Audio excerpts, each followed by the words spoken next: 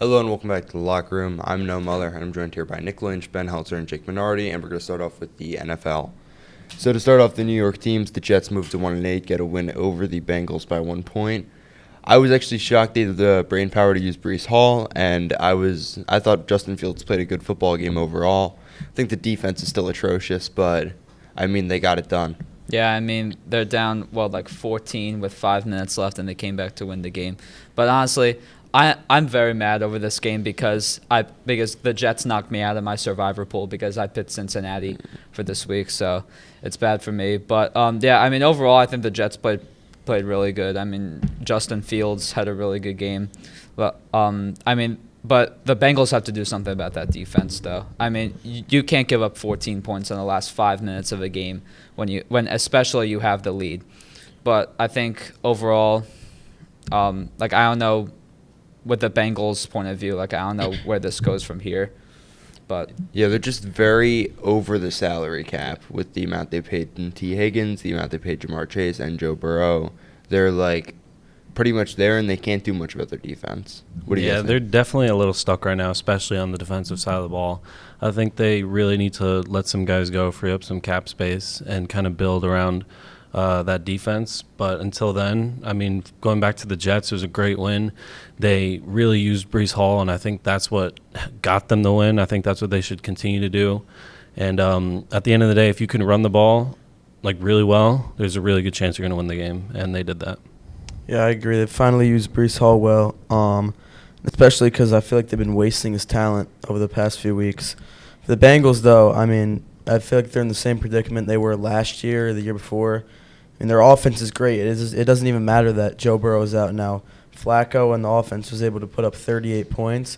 It's never going to matter if you let 39 points be scored. So, obviously, you guys are right. There's nothing that they could do right now, especially with the salary cap. So, obviously, paying those offensive players was great. Signing T. Higgins again was great. But I feel like, some of that may need to be sacrificed to have a good defense because they can't have it all. And if their defense is looking like this, it's not going to matter how many points they put up. Yeah, they might have to restructure a few contracts over the offseason. Especially playing the Jets. Yeah. Also, I picked Cincinnati's defense just because of how the New York Jets looked on my fantasy team, and they scored me -9 points. So yeah. I want to point out Joe Flacco has not even just elevated the receivers. Chase Brown got going last game. Samaje Perine got a big touchdown. He's elevating everybody on this team, and it shows throughout the game. Yeah, he's still playing at a high level. Every time he comes in, regardless of what team, he's going to show out. And I think that it's just a testament to how just consistent of a quarterback he is. yeah, but I also think at the end of the game, there was 40 seconds left. The Bengals had one timeout, and they run the ball with Chase Brown. That kind of shocked me there. That's a bold move and a bold ask by Zach Taylor to run that play. I think if anything, if they would have given the ball to Chase Brown, throw it to him at least because throwing the ball helps Chase Brown. I feel just get more yards, and if it's incomplete, that stops the clock. So I don't agree with that call. They should have won a screen. They should have tried to get more yardage out of their players. To the other New York team, Cam Scadaboo's ankle dislocated out for the year. Giants lose 38-20. I do want to point out the referees were absolutely horrid this game. The tush push where he evidently fumbled it and the play was still going and they call it forward progress. I don't know how you don't do that on every other tush push. It's a broken play. I think the Giants just made the NFL want to ban the tush push in the offseason because I feel like the Giants had the right strategy. It's just jump over and go for the ball. And that's exactly what they did. I think that whistle should not have come that early. There was no whistle. Well, yeah, but I think it was a terrible call by the referees. If that's not a fumble, I don't know what is then. And then obviously Darius Slayton gets called for an OPI on a 68-yard touchdown where there's a clip of Quinyon Mitchell tugging his entire undershirt. And that was ridiculous. Obviously Scat's going to come back next year, going to be better than ever. But now Tyrone Tracy gets the ball again. And we saw last year he had 1,000 combined scrimmage yards. He's not a bad player. It's just Scadaboo's the most exciting running back in the league, and you obviously hate to see him go for the year. Not a bad player at all. I thought before this year that he was going to be our future for running back for the next few years, but then we pick up Scadaboo. We see how he looks. But I think they'll be all right. I don't think Tyrone Tracy brings the same aspects that Scadaboo does, but really just watching that game as a Giants fan, just like, I mean, I wasn't even mad. I was just like, it was like depressing. Scadaboo like tears his ankle the whole other way. Like, feel bad for the guy, especially after how he's started the season and the aspect he's brought to the Giants. And then to go along with it, I mean, the Eagles getting away with the same bull they do all the time. Like, that was without a doubt a fumble. And even if you somehow justify that it wasn't, like, it's just rewarding. Like, I feel like bad play. Like, they get the little tush push, and Kayvon Thibodeau tugs it out of his hands. Like it's just rewarding bad play, in my opinion. And then obviously, like you pointed out, the rest of the game, it was just horrendous calls. So really, for me as a Giants fan, just another disappointing season and game, because after beating the Eagles a few weeks ago, well, now it was just a game of terrible calls. I mean, depressing injuries, so sucks to see. But. Yeah, definitely. As far as the game goes as a whole, I definitely think that, the ref ball was poor, right? I think the tush push is a broken play. I don't know if it would have mattered in hindsight. I'm sure the Eagles still would have took care of that game regardless. But going into Cam Scadaboo a little bit more, and just the Giants in general, like, that's the second, like, key piece of that offense that's gone down for the year. Obviously, Malik Neighbors a few weeks ago. And, on one hand, you're excited for next year and what they're going to do, but, like, you just can't help but feel like, you wish you were out there. You wish they were out there. But, I mean, I don't think the Giants would have been playing for anything anyway. But it's definitely sad to see. Also, they're going to get a high draft pick this offseason. It's kind of evident at this point. You got to go out and get a corner. Whoever the best corner is on that board, you got to get him, because I've seen Cordell Flott do good. Paulson Adebo should have never been given an NFL contract, and no other cornerback's been able to hang with anybody. Yeah, the secondary is definitely a weak spot. I mean, Flott, he's a future core piece. He's been very solid all year, and even last year was pretty good. You need to go out and get somebody you can develop, or you need to sign somebody who actually knows how to play football. Yeah, Fly's growing on me a lot. I definitely agree. We need to work on our secondary. The offense is growing. I'd like to see Dart continue to progress throughout the year, especially after a strong year. But, yeah, as much as I'm excited for this year, or next year rather, I mean, it just sucks to see this year. But, I mean, you can only wait so many years. I think next year is going to be good, especially if they work on their defense. And I think another step of that is firing the defensive coordinator, because I just don't feel like he's using that front four right. I mean, I don't know do you guys agree? I feel like their potential is a lot higher. I like when he sends the house on third down. I don't like anything else he does. I like that, but I don't like against the Broncos late game when they're playing like prevent defense. Like, let the stars that we brought in like go to work. Like, I just don't like sometimes the way that he's using them. And I think that they can be prioritized much better. Yeah, players are fed up with him too. You saw the clip of Brian Burns running into the locker room after the Broncos game saying putting 8 back. Like, that's ridiculous. I just think, like, overall, just like new management, upgrades to the secondary, and like a little bit more protection for Dart. And I think the Giants could look very solid next year. I wouldn't even say new management. I'd say maybe get rid of Dable. I don't think Shane's done a horrible job. Is that crazy to say? Shane Bowen? I don't think it's... No, Joe Shane. I think. Oh, Shane. Yeah, I like. I think Shane I mean, tell me I'm wrong, but I think every year I look at the NFL draft for the Giants. I think they get great picks every year. Besides Evan Neal, like, I think every draft has looked very solid for the Giants. So I don't see a reason to get a new general manager at all. I mean, you see all the guys who have been like shining on this team. He's brought them in. So I don't think he's great the draft class whatsoever. this year. Great draft class last year. I don't see a reason for a new general manager. I could see Dable. I'm not even putting the entire blame on Dable, but I could see why you fired Dable. Yeah. All right, so now to player of the weeks for everybody. I'm going to go first. I have Jonathan Taylor. He could honestly have been player of the week for me 3 of the last 4 weeks where he's had 3 touchdowns. He's just been an unbelievable player this year. Honestly, he's been one of the most valuable players this year as a running back, and that's insane to think about because you look back at running back seasons that were historic. Like, you have Saquon last year, obviously. Guys who could have really competed for that MVP title. But he's the most valuable player on the Colts by far. Daniel Jones has been great, but it doesn't compare to the impact he has getting that run game going.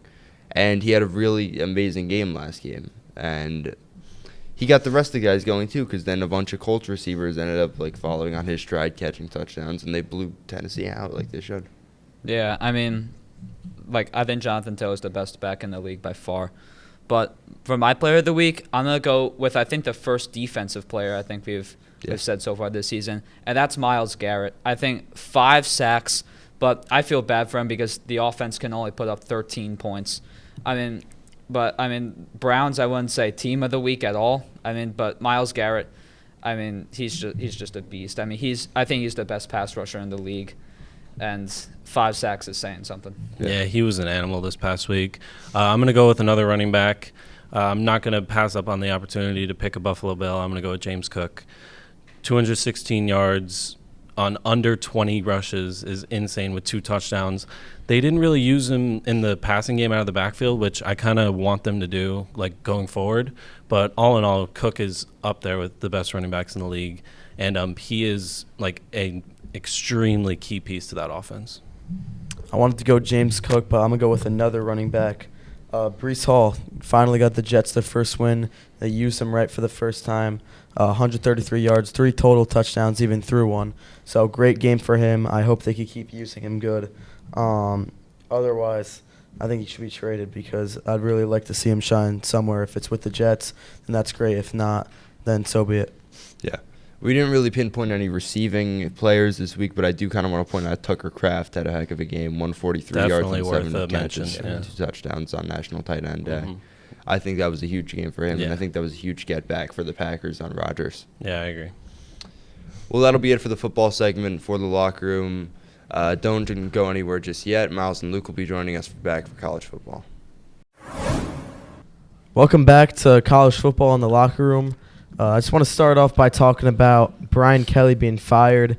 Texas A&M, I think they really proved themselves. Big win, blowout. What do you guys think of not only the firing, but how good Texas A&M looks right now? Yeah, I agree. We said last week that Texas A&M hadn't really proven themselves yet with a big win. Beating LSU, LSU's not as good as they've been, but it's still LSU, and they beat them by a lot, enough to get Brian Kelly fired. So I think it proves that Texas A&M is a legit contender this year. Yeah, I think the Brian Kelly hire was a disaster from the start. We all remember when he put on that fake accent to sound like he was from the South to just sound like he knew what he was doing. But I've seen all these stories as soon as he was fired that came out, and they're like, he's a horrible person. At least when James Franklin got fired, people were like, oh, he cared about the program, oh, he cared about the recruits. But no, Brian Kelly, he was a horrible person, and I think LSU made the right decision to fire him. Yeah, I 100% agree. Brian Kelly is an absolute clown. But Texas A&M, on the other hand, Marcel Reed had over 300 yards, total yards, over 4 total touchdowns. He did have 2 picks, but this Texas A&M team is looking really strong. I'm sure they'll make it to the SEC championship, whether they play Bama or Georgia, I don't know. But I think that they're primed for a playoff push. Yeah, no doubt about it. They'll probably make the SEC championship because, they play Missouri next. That will be another good game to watch. I think definitely a little better than LSU. But after that, it's clear roads besides Texas. And Texas sort of hit or miss. Hasn't been good either. So yeah, they should Arch did look good last week, but hit or miss right now. So moving on, another SEC team who looks very good, and it's been the shocker of the year. Not really. I've expected them to be somewhat solid this year, but I don't think many of us expected it to be to this point. Vandy keeps rolling, 7-1, and they play Texas next. That'll be a very good game to watch. Thoughts on, Diego Pavia, obviously big personality, very confident, but thoughts on, him saying that he should be considered for the Heisman? He's obviously going to say that. He wants the consideration. He's been playing very well for Vanderbilt. He's not going to win the Heisman. He might be a candidate at the end of the year for the Heisman, but he's not going to win it. But Vanderbilt looks really good. They're 1 loss to Alabama, who is one of the best teams in the country. And they'd probably be top 3 if it wasn't for that 1 loss to Florida State at the beginning of the year. And Vanderbilt, if they keep winning, they could be a playoff team. Yeah, they could definitely win out. Obviously, they have Texas on the 1st, and then on November 29th, they have Tennessee. So if they can go 2-0 in those games, I don't see why Pavia shouldn't be considered in the Heisman candidate. But realistically, do I think he's going to win it? Absolutely not. Yeah, obviously the Texas game is going to be tough. Texas has had a few bad losses. They haven't looked great, but they're still a solid team. And Tennessee, as you said. But this Vanderbilt team is definitely shocking a lot of people, and they could easily make that playoff. Yeah, without a doubt, shocking a lot of people. I think they really only need to win one of these games because, the bottom, I would say 8 through 12 last year, I believe, like most of those teams were 2-loss teams that made it. So I think, just win one of these big games and they make it for sure. Now, with these recent firings, Penn State, Florida, and now LSU, what options are these teams looking at? Like what coaching options do you think these teams have right now? I don't really know. It's like, do you think that they take coaches from other teams who have been fired, or do they go and try to take someone from a different school? Like, I mean, I know Penn State was going to go after the coach for Indiana, but then he signed an extension. Will they be going for, like, these upcoming coaches at different programs and try to bring them over? Yeah, these are 3 big programs, especially Penn State. I mean, they have basically unlimited money. And I know Nick Saban's doing College Game Day now, but wouldn't it be cool if he came out and did a couple more years of coaching just to bring up a program? Yeah, that would be really cool. And obviously all 3 of these programs are cooked for this year, so they have time to figure it out. Obviously they'll probably go with some guys that'll just get them to the end of the season. But I'm excited to see what they do at head coach, especially, like you said, Penn State.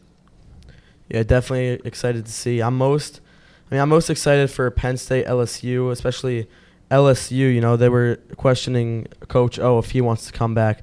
Don't think that'll happen just because of how that ended.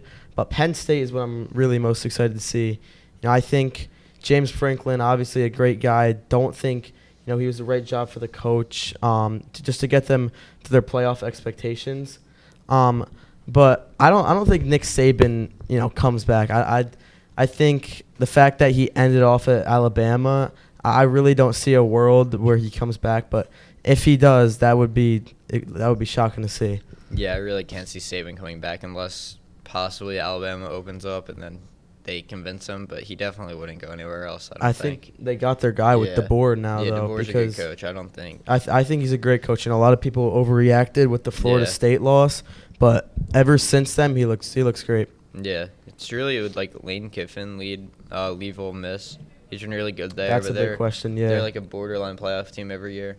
To go to like Penn State and maybe build like a title contender. That's been the question. I think Lane Kiffin, even for like Florida and LSU, maybe, because obviously Lane Kiffin's done a good job. It's the question on if he wants to keep building that legacy at Ole Miss, because he's done a great job, building a solid program there. But it's really just a question on if he wants to, go for the bigger job or keep building that program. Yeah. I would like to see him stay there personally. I agree. But, it's going to be interesting to see what happens with these jobs. Just to wrap it up, let's take a look at the top 10 now. I mean, not a ton of movement, but, we got Vandy moving up, big win. Other teams, top 4 basically staying the same, top 5. Thoughts on the top 10 right now? I think they pretty much got it right. I don't think Miami deserves number 10 with their loss to Louisville, kind of a bad loss.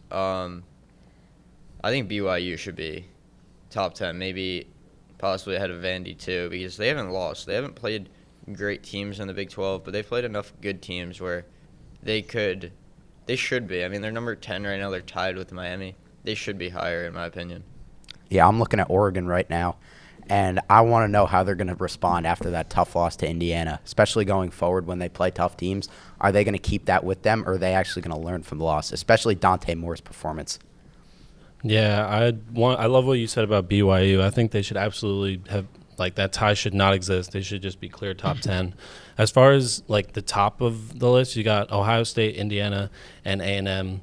Those 3 teams I'm predicting will go undefeated, and it just depends on what happens in, obviously, the conference championship games. But I really feel like those 3 teams will stay the same. I know a lot about the top 5 teams, I feel. Like, even Georgia, We saw them against Ole Miss prove themselves, against Tennessee. Alabama's proved themselves. Texas A&M starting to do so. The top 2 teams, a lot of these teams have proved themselves.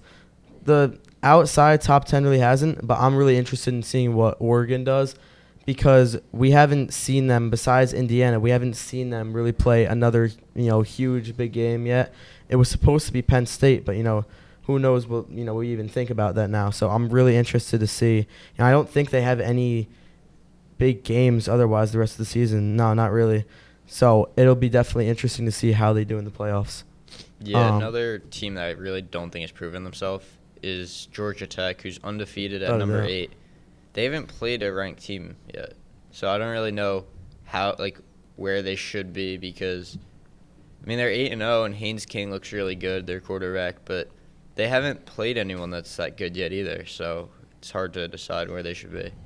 They look very solid, and I don't think they're not going to play anyone good until Georgia, so it's going to be very interesting to see how that Georgia game goes, because that's going to decide a lot of it. But I think either way, they probably do make the playoffs, because they're going to end up being like 11-1 or 11-2 if they lose the championship. Yeah, no, they're definitely teams that you could argue haven't proven themselves. Ohio State's another one, right? They beat Texas, which was fine, but Texas clearly isn't the team we thought they were. And it was a close game throughout, but they haven't really had anyone else besides that. And, I feel like it almost makes me feel like Indiana should be at number 1, especially because of what they did to UCLA, who beat Penn State, who then beat Oregon, and then Indiana obviously beat Oregon. So Indiana's an extremely good team has a solid resume. Yeah, I agree. I think Indiana should be at 1 right now, if we're being completely honest. And that's just not the Michigan bias in me. I just look at Indiana, and they're at least the most playoff-ready team from what I see right now. I absolutely agree. I think, without a doubt, they're the most proven team, and like you said, the most playoff-ready team. All right, well, that's going to do it on the Locker Room for this week. A little bit of a shorter episode with 2 segments for the holiday, but stay tuned on the upcoming weeks. We got a lot to cover.